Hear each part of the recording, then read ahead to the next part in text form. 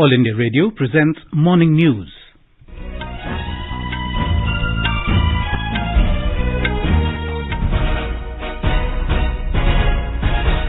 Good morning, I'm Sunil Verma and with me is Saira Mujtaba.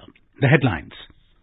Prime Minister Narendra Modi to reply to motion of thanks on President's address in the Lok Sabha today. Prime Minister to inaugurate World Sustainable Development Summit 2021 this evening.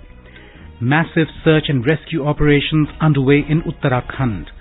Home Minister Amit Shah assures relief and rehabilitation. In Tamil Nadu, Chief Election Commissioner to meet political representatives and officials in Chennai today to review poll preparedness for upcoming assembly election. WHO team concludes investigation of origin of COVID-19 virus in Chinese city Wuhan, says virus did not leak from laboratory. And second impeachment trial of former US President Donald Trump begins in Senate.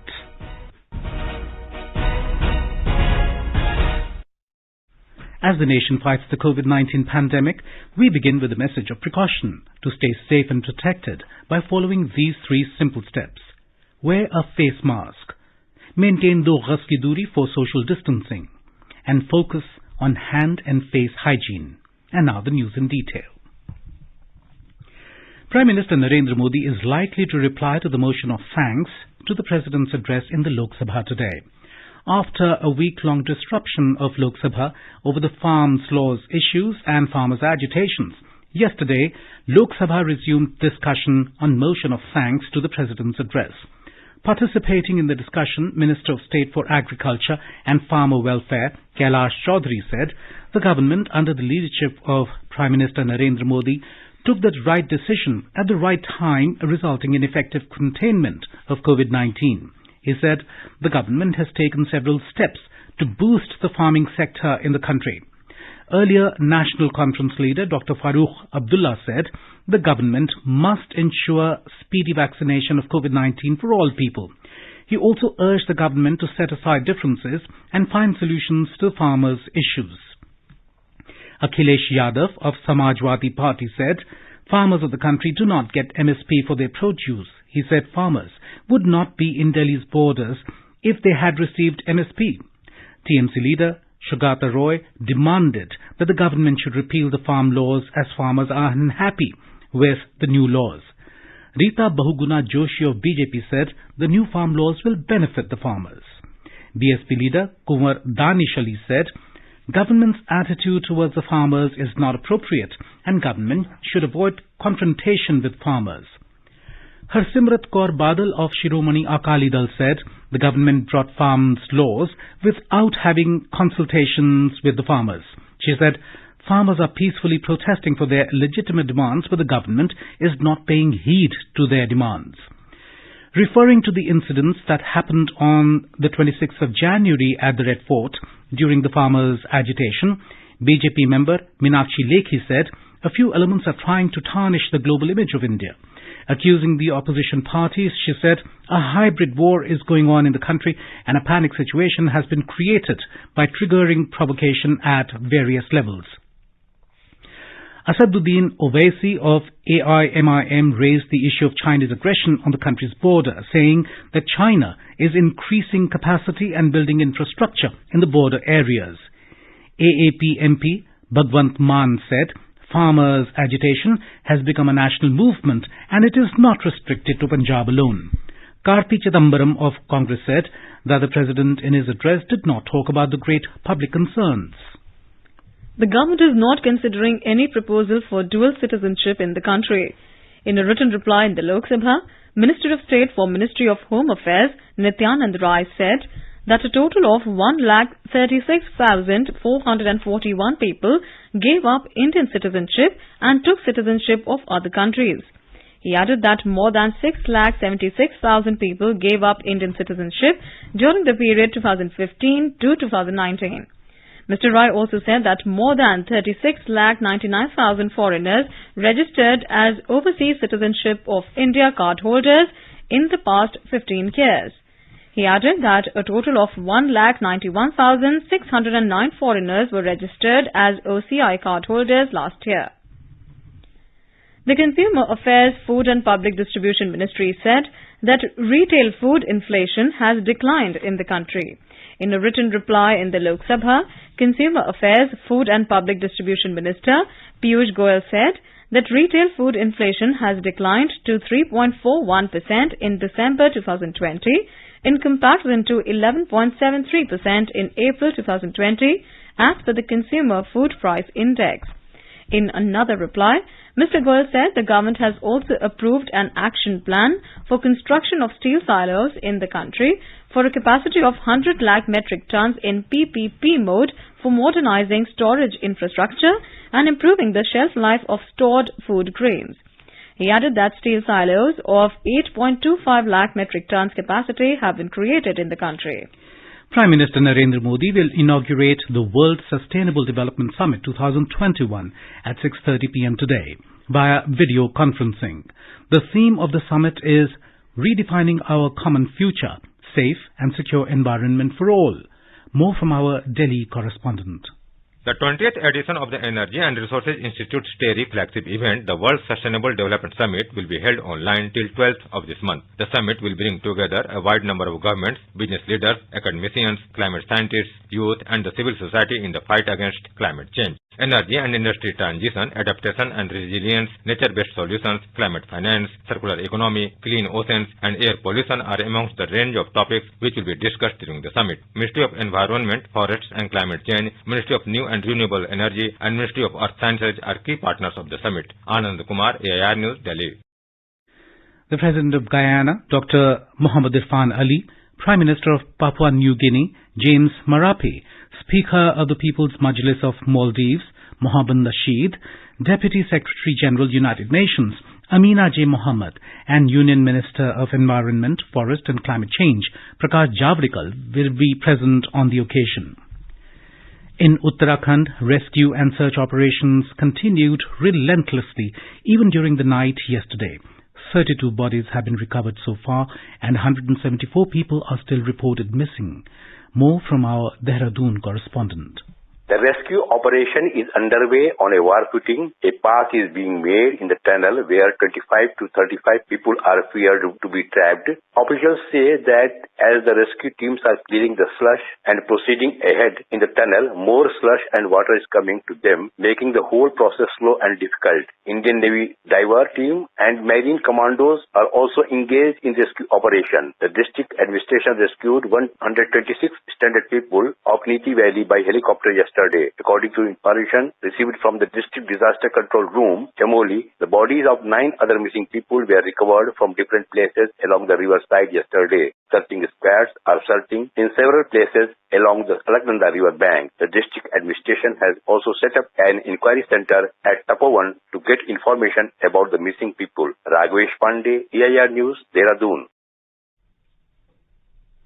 Home Minister Amit Shah has assured that all efforts are being made by the centre to provide relief and rehabilitation to those affected by the glacier burst in Uttarakhand's Chamoli. In a statement on the Uttarakhand disaster in Lok Sabha, Mr. Shah said every effort is being made to find the missing people and the centre is monitoring the situation at the highest level.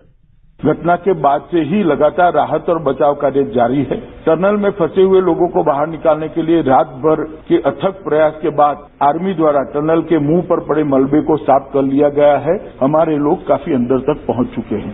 केंद्र सरकार द्वारा स्थिति की निगरानी उच्चतम स्तर पर की जा रही है। माननीय प्रधानमंत्री जी स्वयं स्थिति पर गहरी निगाह रखे हुए हैं। गृह मंत्रालय के दोनों कंट्रोल रूम द्वारा स्थिति पर 24 घंटे नजर रखी जा रही है। राहत और बचाव कार्य के लिए सभी संभव उपाय राज्य सरकार के साथ समन्वय के साथ किए जा रहे हैं और जो भी आवश्यक कदम उठाना जरूरी है वो उठाए जा रहे हैं। The Home Minister said 12 people of the NTPC project were safely rescued from one tunnel and 15 people of Rishi Ganga project were also rescued at the time of the incident. He said 25 to 35 people are feared trapped in the second tunnel of the NTPC project and efforts are underway on a war footing to rescue them. The minister said ITBP has set up its control room and its 450 jawans are carrying out search and rescue operation. One medical column and an ambulance is also positioned at the site of the incident. The government has proposed a record allocation of 1,10,000 crore rupees for the Indian Railways in the Union Budget 2021-22. The gross budgetary allocation is more than 37,000 crore rupees, which is 53% higher than the current year budget estimate. Finance Minister Nirmala Sitharaman announced that Western Dedicated Freight Corridor and Eastern Dedicated Freight Corridor are expected to be commissioned by June 2022. Indian Railways have prepared a National Rail Plan for India 2030. The plan is to create a future-ready railway system by 2030. Bringing down the logistic costs for an industry is at the core of our strategy to enable Make in India. It is expected that Western Dedicated Freight Corridor and Eastern Dedicated Freight Corridor will be commissioned by June 2022. Detailed project reports will be undertaken in the first phase. The Finance Minister announced that 100% electrification of broad gauge routes will be completed by December 2023. More from our correspondent.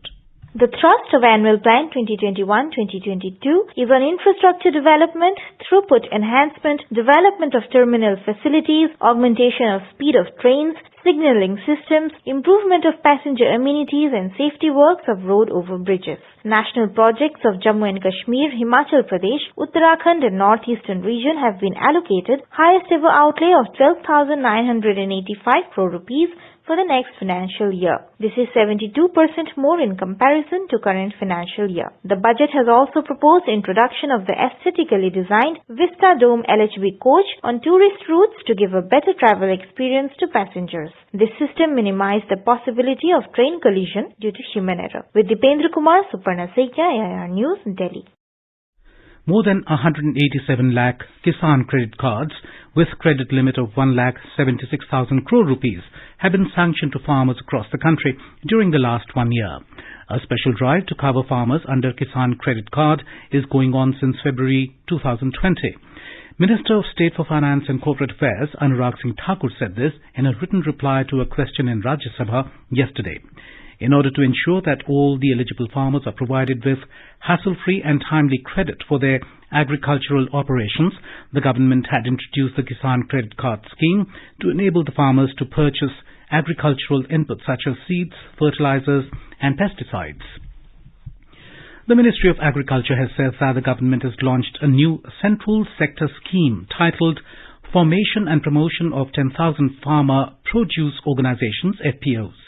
And it has committed resources in this regard with a budgetary provision of 6,865 crore rupees.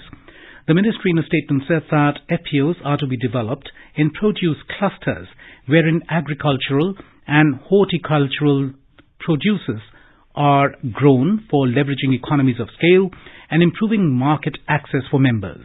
At present, 9 such agencies have been finalized, which will engage cluster-based business organizations, CBBOs, to aggregate, register and provide professional hand-holding support to each FPO for a period of 5 years. CBBOs will be the platform for an end-to-end knowledge for all issues related to FPO promotion. The ministry said FPOs will be provided financial assistance up to 18 lakh rupees per FPO for a period of 3 years. The government has procured more than 620 lakh tons of paddy in the current Kharif marketing season. The Agriculture Ministry said this is an increase of 17.6% against the last year corresponding purchase of around 527 lakh tons. Out of the total purchase, Punjab alone has contributed over 202 lakh tons, which is 32.71% of total procurement. Union Minister for Road Transport Nitin Gadkari has called for all-round efforts by all stakeholders to ensure that deaths due to road accidents are reduced by 50% before 2025. The minister was speaking yesterday at the inauguration of a webinar series launched by International Road Federation India Chapter on the theme of Road Safety Challenges in India and Preparation of an Action Plan. Terming the situation as alarming, Gadkari said that India stands at number 1 position in road accidents in the world, ahead of US and China. He further added the central government has proposed a program to improve road safety and to incentivize the states with 14,000 crore rupees. You are listening to the morning news on All India Radio. A reminder of the headlines before we move on. Prime Minister Narendra Modi to reply to motion of thanks on President's address in Lok Sabha today. Prime Minister to inaugurate World Sustainable Development Summit 2021 this evening. Massive search and rescue operations underway in Uttarakhand. Home Minister Amit Shah assures relief and rehabilitation.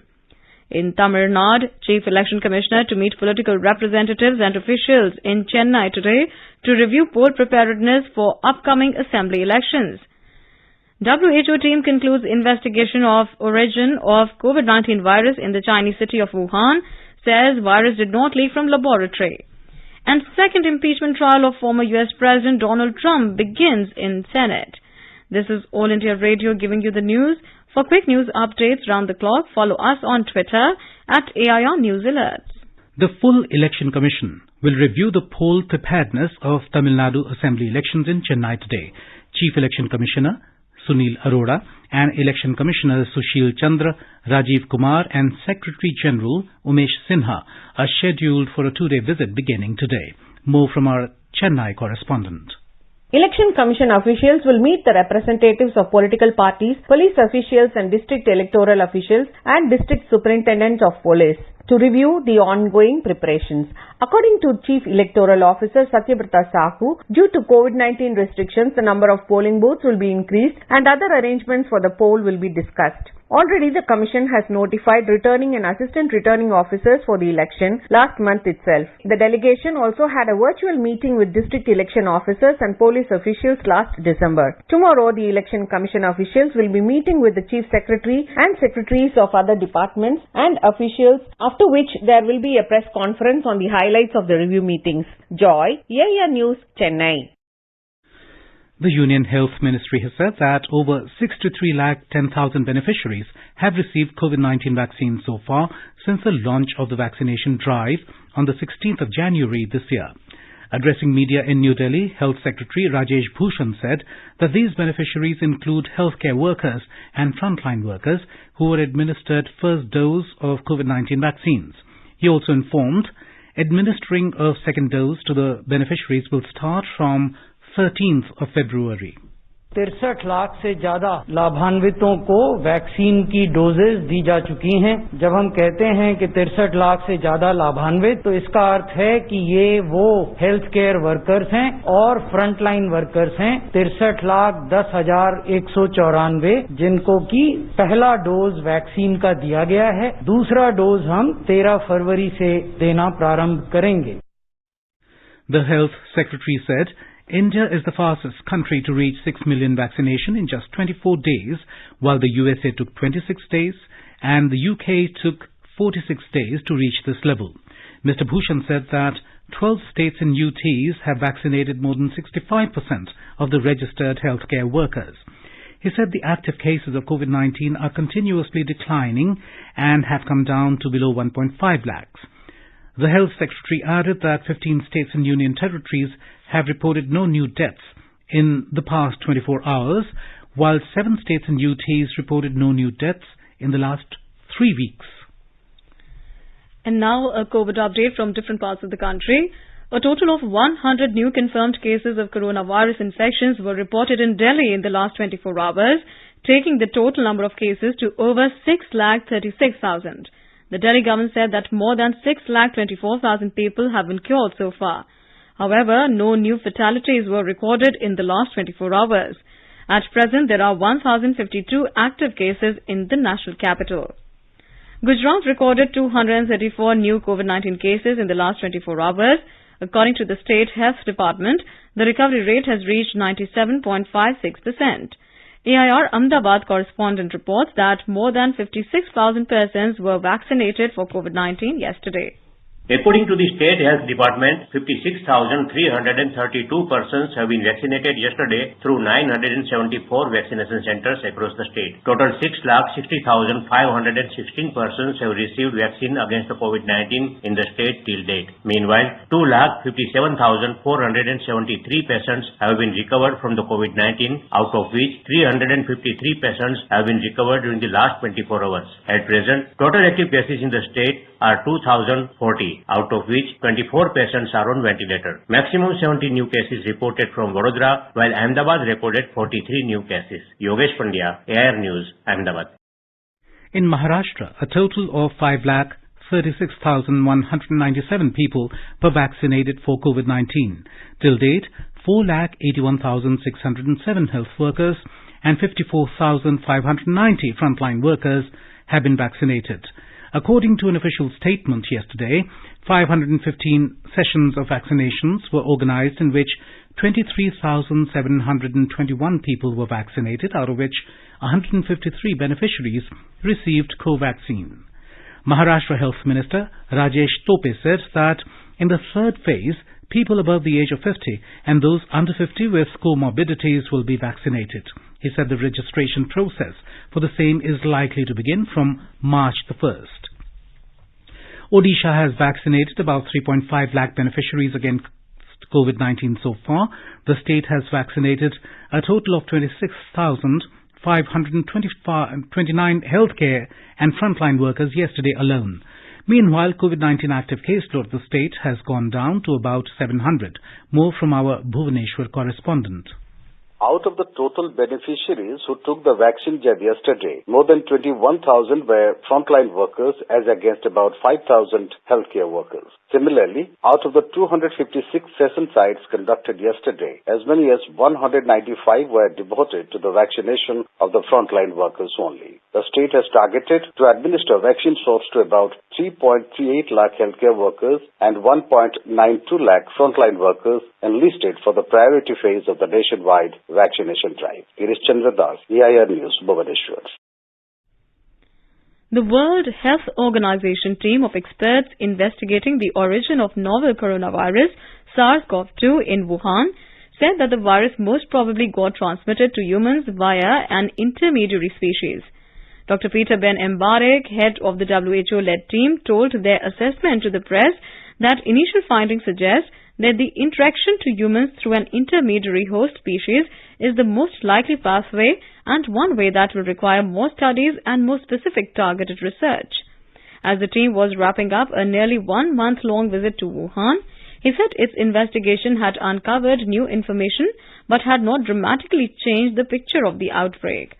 He added that work to identify the origins of the coronavirus points to a natural reservoir in bats, but it is unlikely that they were in Wuhan, the central Chinese city from where the outbreak was discovered in late 2019. Our Beijing correspondent is telling us more. WHO team probed 4 hypotheses around the transmission of coronavirus to human population and concluded that most likely scenario of introduction of the virus to humans is through an intermediary host species. Other possibilities being direct transmission from animals to human, transmission from frozen food to humans, and possibility of a leakage from lab. WHO team dismissed the possibility of the laboratory-related incident, saying that findings suggest that the laboratory hypothesis is extremely unlikely to explain the introduction of the virus to human. Other hypotheses need future studies. WHO team was jointly working with the Chinese scientists on the data collected by them and today completed their nearly 1 month-long investigations in Wuhan. Anshuman Mishra, All India Radio, Beijing. In a big boost to sub-regional connectivity and cooperation, India facilitated the transit of fertilizer export from Bangladesh to Nepal via the Rohanpur-Sinhabad rail route. The first train, loaded with fertilizer for export to Nepal, was handed over by Bangladesh Railways to Indian Railways last week. Presently, 27,000 metric ton of fertilizer will be exported to Nepal through the rail transit route. Another lot of 25,000 metric tons of fertilizers is likely to be exported subsequently. The United Nations in Myanmar has expressed a strong concern at reports of use of force by security forces against demonstrators. Citing reports from the capital city, Naypyidaw, Mandalay and other cities in which numerous demonstrators have been injured, some of them seriously, the UN resident coordinator in Myanmar said that use of disproportionate force against the demonstrators is unacceptable. It called upon the security forces to respect human rights and fundamental freedoms, including the right to peaceful assembly and freedom of expression. International condemnation and action against the military takeover continued, with New Zealand suspending all high-level political and military contact with Myanmar. Philippines called upon Myanmar for complete restoration of the status quo. Former U.S. President Donald Trump's second impeachment trial has formally commenced in the Senate. The Senate has voted 56-44 to proceed to the first ever trial of a former president, rejecting his defense lawyer's argument that Trump was beyond the reach of the Senate after having left the White House on 20th of January.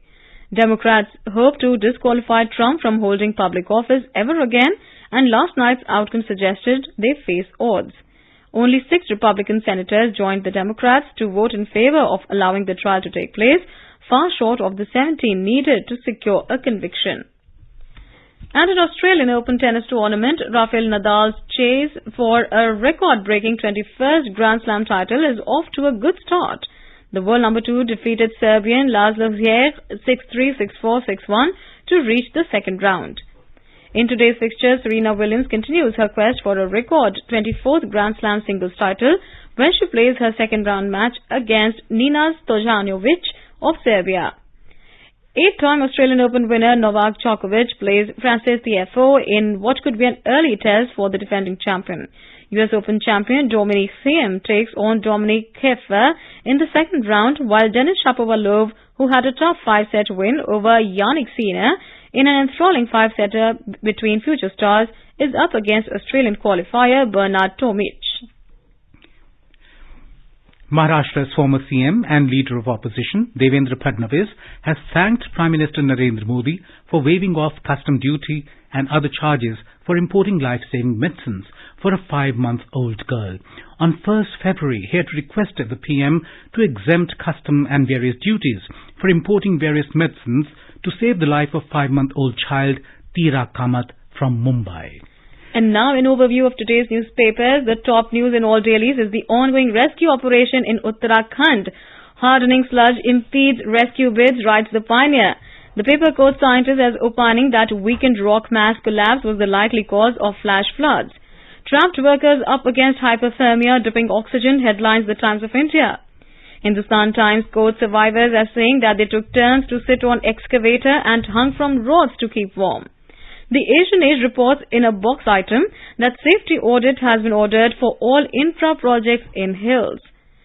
Delhi records 0 COVID-19 deaths, a first in 10 months, writes the Asian Age.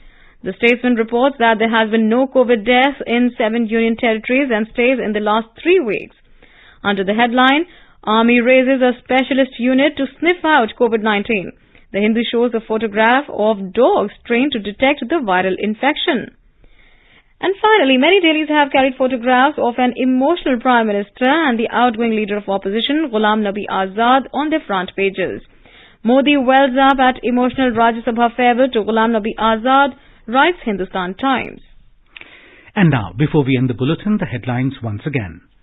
Prime Minister Narendra Modi to reply to motion of thanks on President's address in Lok Sabha today. Prime Minister to inaugurate World Sustainable Development Summit 2021 this evening. Massive search and rescue operations underway in Uttarakhand.